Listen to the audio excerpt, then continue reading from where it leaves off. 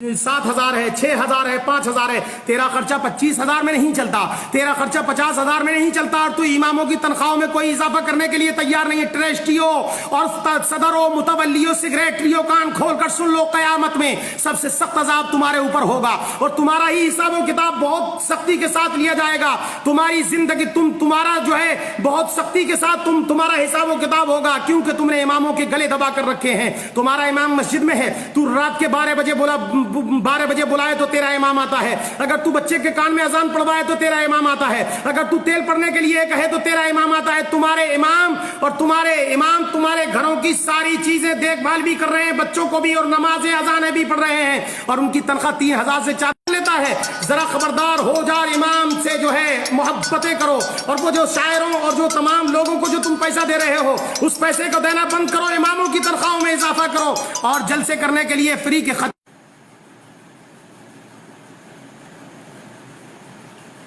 خطیبوں کو پیسہ دینے سے بہتر یہ ہے کہ اپنے اماموں کی تنخواہوں میں اضافہ کر دو, تاکہ قیامت میں تم سے حساب و کتاب.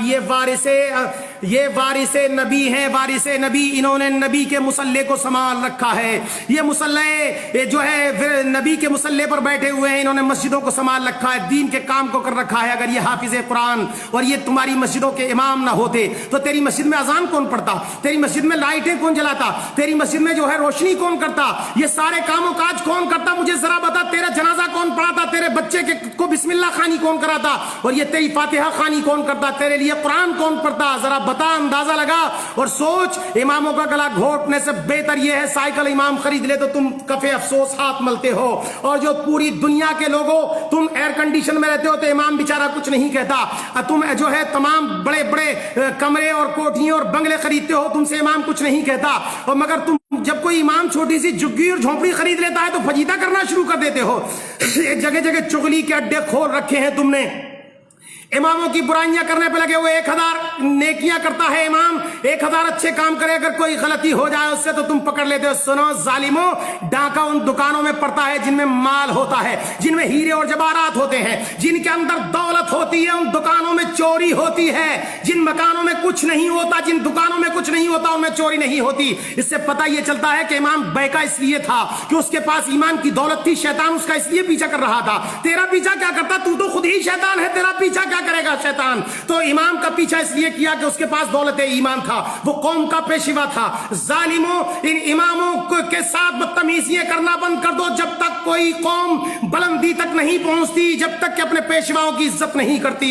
تم نے دنیا کی, تیری 25,000 تنخواہ ہو تو تیری پور نہیں پڑتی, 50,000 ہے مولانا پھر بھی کمی رہ جاتی ہے. تیرے بہترین کپڑے اور تمام کے تمام انتظام و انسلام دیکھ کر امام نے کبھی آہ نہیں کری. مگر سن, امام عطر لگا لے تو تجھے پریشانی ہوتی ہے, امام اچھا کپڑا پہن لے تو تجھے پریشانی ہوتی ہے, امام شیروانی سلوا لے تو تجھے پریشان ہوتی ہے, امام سائیکل پر چلا جائے تو تجھے پریشان ہوتی ہے, تو فلائٹوں میں گھومے, امام سائیکل پر گھومتا ہے. ظالموں, تو تمہیں تکلیف ہو جاتی ہے. اپنے اماموں کے پیچھے نہ پڑو. قیامت میں جب مصطفیٰ پیارے پوچھیں گے کہ میں نے اپنی ملکیت اور میراث کا ان کو پیشوا بنا کر کے تمہارے بیچ میں بھیجا تھا, جنہوں نے تمہارے بچوں کو قرآن پڑھایا, جنہوں نے تمہارے لیے قرآن خوانی پڑھی, جنہوں نے تمہارے لیے جو تلاوت کلام اللہ کیا, جنہوں نے تمہارے بزرگوں کے لیے ایصال ثواب کیا, جس نے تیرا 40واں 10واں پڑھا, جس نے تیری فاتحہ خوانی کری, ان اماموں کے تم ہاتھ دھو کر پیچھے پڑ گئے تھے. سن لو ٹرسٹیوں, ظالموں, سن لو تمام کمیٹیوں کے لوگوں, سن لو, تمہاری زندگی میں انقلاب پیدا نہیں ہو سکتا.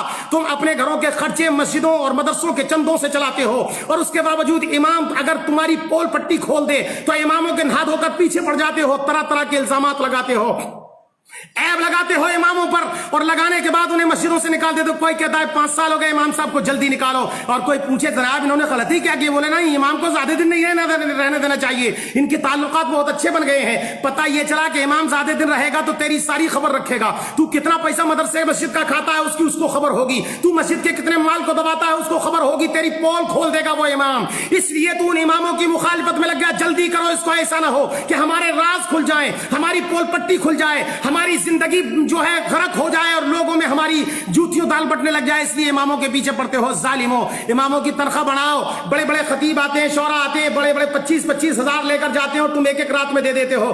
امام کی 3500 روپے تنخواہ، امام کی 3000 روپے تنخواہ، کبھی تو نے سوچا اور امام سے پوچھا کہ تمہارا 2500 میں خرچہ کیسے چلتا ہے، تمہارا جو ہے 3000 میں خرچہ کیسے چلتا ہے، تم اتنے بڑے کام کو کیسے کرتے ہو؟ تو نے کبھی نہیں پوچھا، امام سے آ کر ایک مرتبہ بھی نہیں پوچھتا کہ تیرے بچوں کو کپڑے بنے کہ نہیں بنے ہیں، تیرے بچے کی بیماری کے لیے کوئی علاج کا انتظام و انتظام ہے کہ نہیں ہے۔ امام بخار میں پڑا رہے کمرے میں، ایک بھی مقتدی آ کر نہیں دیکھتا، ایک بھی جو ہے مدرس پڑا رہے اسے آ کر کے نہیں دیکھتا۔ ظالموں، تم پر لازم ہے کہ تم اپنے اماموں کی خبر کرو، اور یہ تم پر کورونا وائرس کا جو عذاب آیا ہوا ہے سن لو، یہ صرف اور صرف تمہاری بدتمیزیوں اور اپنے پیشواؤں کی جو کے اوپر جو ہے ظلم و ستم کرنے کی وجہ سے آ رہا ہے۔